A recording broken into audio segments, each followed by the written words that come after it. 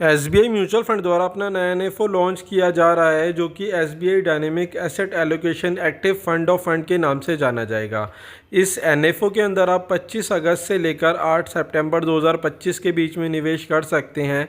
वहीं अगर आप इस बीच में निवेश नहीं भी कर पाते तो जब ये फ़ंड दोबारा से रीओपन होगा तो भी आप इसके अंदर इन्वेस्टमेंट कर सकते हैं। बेसिकली ये एक हाइब्रिड कैटेगरी का फ़ंड रहने वाला है जिसके अंदर आपका जो इन्वेस्टमेंट किया जाएगा वह इक्विटी और डेब्ट दोनों के अंदर ही आपका इन्वेस्टमेंट रहने वाला है। तो जिनके लोगों को भी मार्केट में हो रही उतार चढ़ाव से ज़्यादा इफ़ेक्ट पड़ता है और वो एक कम रिस्क वाले फ़ंड की तलाश में है तो ये एक अच्छा ऑप्शन हो सकता है, क्योंकि इसके अंदर आपका डेब्ट और इक्विटी के कॉम्बिनेशन के अंदर ही आपका इन्वेस्टमेंट किया जाने वाला है। इस फंड के अंदर अगर एसेट एलोकेशन देखें तो आपका इन्वेस्टमेंट इक्विटी और इक्विटी ओरिएंटेड स्कीम के अंदर 35 से लेकर 100% तक इन्वेस्टमेंट हो सकता है। वहीं बात करें डेब्ट और डेब्ट से रिलेटेड इंस्ट्रूमेंट के अंदर तो इसके अंदर 0 से 65% तक इन्वेस्टमेंट हो सकता है और मनी मार्केट के अंदर भी 5% तक इन्वेस्टमेंट हो सकता है।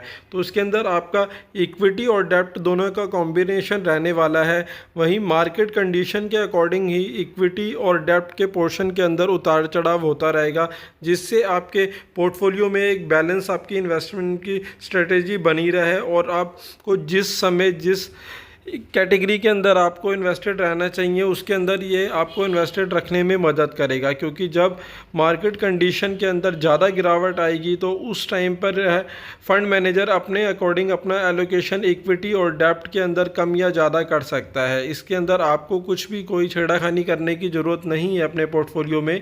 ऑटोमेटिकली फंड मैनेजर अपने अकॉर्डिंग जो उसे सूटेबल लगेगा उसके अंदर अपना इसके अंदर एलोकेशन वह कम या ज़्यादा कर सकता है। बात करें स्कीम डिटेल की तो यह fund SBI dynamic asset allocation active fund of fund के नाम से जाना जाएगा। यह फंड एक ओपन एंडेड स्कीम है तो उसके अंदर आप कभी भी इन्वेस्टमेंट कर सकते हैं और कभी भी विड्रॉ कर सकते हैं।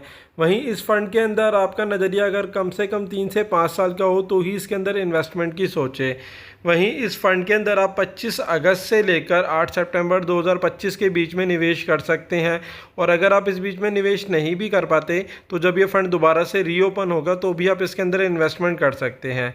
इसका बेंचमार्क देखें तो उसका बेंचमार्क निफ्टी 50 हाइब्रिड कंजर्वेटिव डेब्ट 50-50 इंडेक्स का रहने वाला है।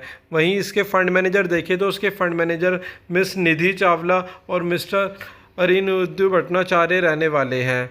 इस फंड के अंदर आप डायरेक्ट और रेगुलर दोनों ही मोड के थ्रू इन्वेस्टमेंट कर सकते हैं और इसके अंदर आप रेगुलर और आईडीसीडब्ल्यू में से किसी भी एक का चुनाव कर सकते हैं। मिनिमम इन्वेस्टमेंट की बात करें तो उसके अंदर आप 5,000 रुपये से अपने निवेश की शुरुआत कर सकते हैं और एडिशनल इन्वेस्टमेंट 1,000 रुपये का कर सकते हैं। वहीं बात करें इस फंड के ऊपर लगने वाले एग्जिट लोड की तो इसके अंदर आप जो भी निवेश करेंगे अगर आप अपने पैसे का 25% तक हिस्सा 1 साल से पहले विड्रॉ करते हैं तो इसके ऊपर आपको किसी प्रकार का कोई एग्जिट लोड नहीं देना होगा।